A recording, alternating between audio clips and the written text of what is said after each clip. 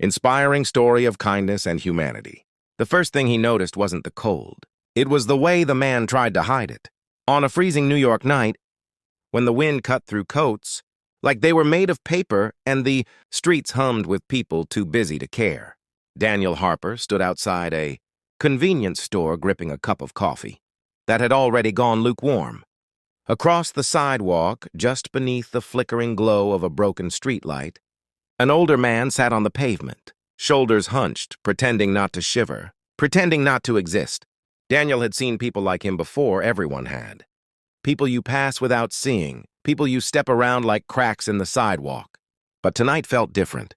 Maybe it was the way the man carefully folded his hands, as if holding on to dignity was the last thing he had left. Maybe it was the way no one stopped. Or maybe it was the quiet voice inside Daniel that refused to let him walk away. He hesitated. Just for a second, because kindness isn't always easy. It interrupts. It asks questions you don't want to answer. It forces you to care when it's more convenient not to. But then he moved. "Hey," Daniel said gently, crouching down. "You okay?" The man looked up, startled, like someone had just spoken to a ghost. His beard was thin and gray, his eyes tired but sharp. "I'm fine," he replied quickly. Too quickly. Daniel nodded, recognizing the lie but respecting it. "You eaten today?" Another pause. Then a small shake of the head. Daniel stood, walked back into the store, and came out a few minutes later with 2 sandwiches, a bottle of water, and a fresh cup of coffee. He handed them over without ceremony. "Here," he said. "It's nothing." But it wasn't nothing. The man's hands trembled as he accepted the food, not just from hunger, but from something deeper, something like disbelief. "Thank you," he whispered.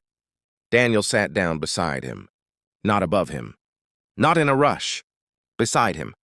"My name's Daniel." "Marcus," the man replied after a moment. And just like that, 2 strangers became something else. They talked for a while, about nothing important and everything that mattered. Marcus had once been a construction worker. He'd had a family, a home, a life that made sense. But one bad accident led to another. Bills piled up, and eventually, the world moved on without him. "It happens faster than you think," Marcus said quietly. "One day you're somebody, next day you're invisible." Daniel didn't know what to say to that. So he didn't try to fix it. He just listened. And sometimes, that's the most powerful thing a person can do. Before leaving, Daniel reached into his wallet and handed Marcus some cash. "It's not much," he said, "but it might help." Marcus hesitated. Not because he didn't need it, but because accepting help can feel like admitting defeat. Then slowly he took it. "You didn't have to stop," Marcus said. Daniel gave a small smile. "Yeah, I did." That should have been the end of it.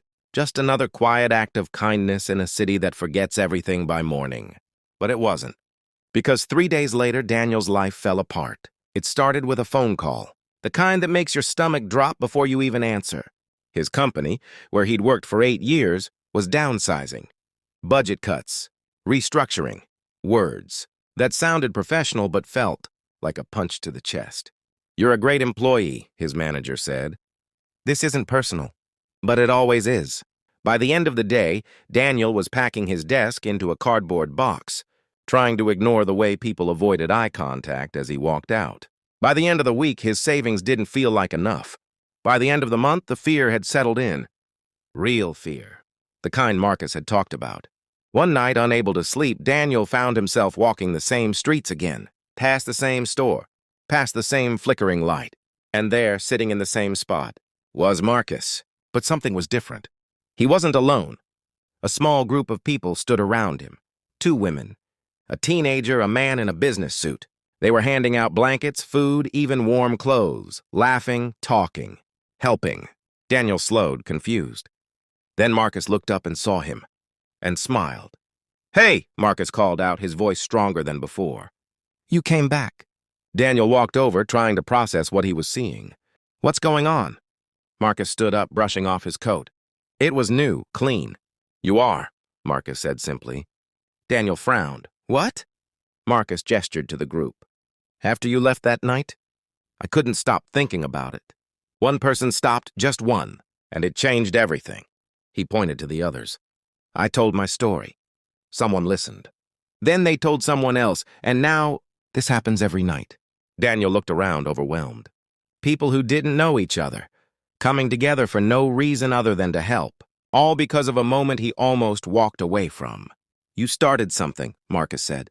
Daniel shook his head. No, I just bought you a sandwich. Marcus smiled. Exactly. There was a silence between them.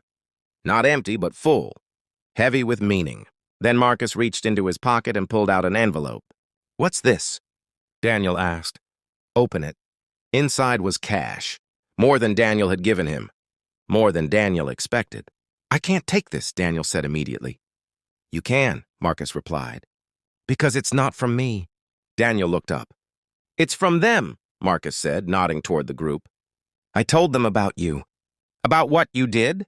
About how you didn't walk away. Daniel felt something tighten in his chest.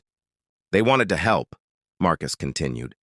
Said if someone like you could care about a stranger, then they could care about you. Daniel blinked hard, trying to hold himself together. I didn't do it for this, he said. I know, Marcus said softly. That's why you deserve it. For a moment, the noise of the city faded. No traffic, no voices. Just two people standing in the middle of something bigger than both of them. Daniel finally nodded, his voice barely steady. Thank you. Marcus grinned. Guess we're even now. Daniel shook his head, a small laugh breaking through the emotion. Not even close. Because kindness doesn't work like that.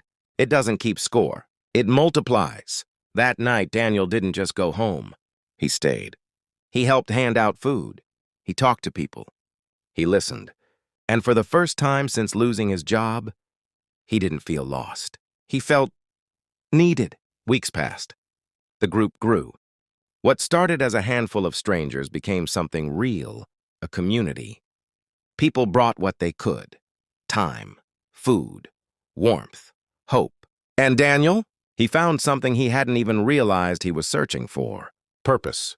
One evening, as the sun dipped behind the skyline and the city lights flickered to life, Marcus sat beside him on the curb. Funny, isn't it? Marcus said. What? How one small moment can change everything. Daniel nodded. He thought about that night. About the hesitation, the choice, about how close he had come to walking away. Yeah, he said quietly. It really is. Marcus looked at him, a knowing smile in his eyes. You didn't save me, you know. Daniel frowned. What do you mean? You reminded me I still mattered, Marcus said. That's different. Daniel swallowed, feeling the weight of those words. Because maybe that's what people need most. Not to be saved, but to be seen. The wind picked up, colder now, but it didn't feel as harsh. Not anymore, because the street wasn't empty. It was full of people who cared. And in a world that often moves too fast to notice the ones left behind, that kind of humanity, it changes everything.